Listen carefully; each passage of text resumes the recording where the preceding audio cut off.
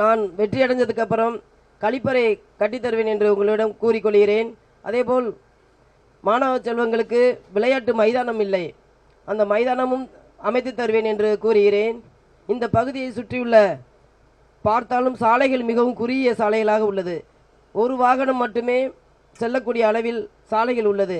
ஆகவே சாலை வசதியை செய்து கொடுக்க நம்ம அண்ணன் எடப்பாடியார் முதலமைச்சர் வந்ததுக்கப்புறம் அரசிடம் சொல்லி செய்து தருவேன் என உறுதி கூறுகிறேன். சாக்கடைகள் அனைத்தும் தெருவில் தான் ஓடுகிறது. எனவே பாதாள சாக்கடை திட்டமும் இங்கு கொண்டு வருவோம்.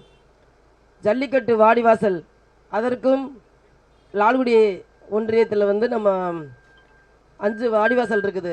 அந்த ஜல்லிக்கட்டு நடத்துகிறாங்க. அந்த வாடிவாசல் நான் அமைச்சு தருவேன்னு கூறிக்கொள்கிறேன்.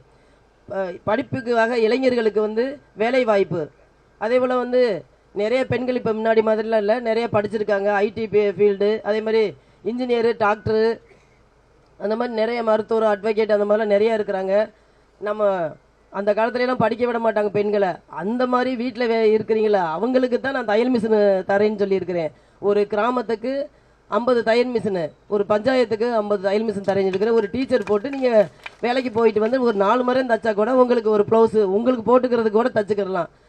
வேணா வெளியில் தச்சு கொடுக்கலாம். அதே மாதிரி பெரிய பெரிய ஸ்டோர் இதுகளுக்கெல்லாம் இன்ஸ்கர்ட்டாக இருந்தால் நைட்டி அந்த மாதிரி தச்சு கொடுக்கலாம். 4 மாதத்தில் பழகிடலாம். இது வந்து ஈஸியானது தான், ரொம்ப கஷ்டமானது இல்லை.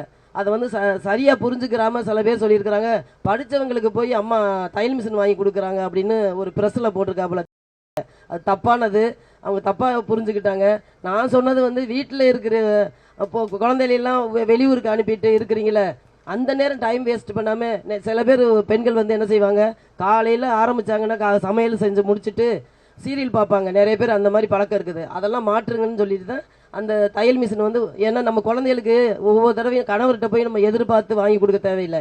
உங்கள் கையில் இருந்தால் ஒரு 300 ரூபா ப்ளவுஸு தைச்சலாம். இப்போலாம் 300-500 ரூபாலாம் நல்லா டிசைன் ப்ளவுஸ் தைச்சா 500-1000 கூட கேட்குறாங்க. அந்த மாதிரி இன்றைக்கி தச்சு கொடுத்தாக்க உங்கள் கையில் இருக்கும், நம்ம யாரையும் எதிர்பார்க்க தேவையில்லை. அந்த இதுக்கு தான் நான் சொன்னேன். தப்பாக புரிஞ்சுக்கிட்டாங்க. ஆனால் நான் வந்து லால்குடியை நம்பர் 1 தொகுதியாக நான் ஆக்கி காமிப்பேன். 20 வருஷத்தில் நீங்கள் வந்து எதுவுமே இங்கே செய்யாததை வந்து 5 வருஷத்தில் நான் செஞ்சு காமிப்பேன் என்று உங்களிடம் கூறிக்கொள்கிறேன். நேரத்தை கருதி சுருக்கமாக பேசுகிறேன். வெற்றி அடைந்ததுக்கு ஒவ்வொரு கிராமம் நான் திருப்பி வருவேன். நான்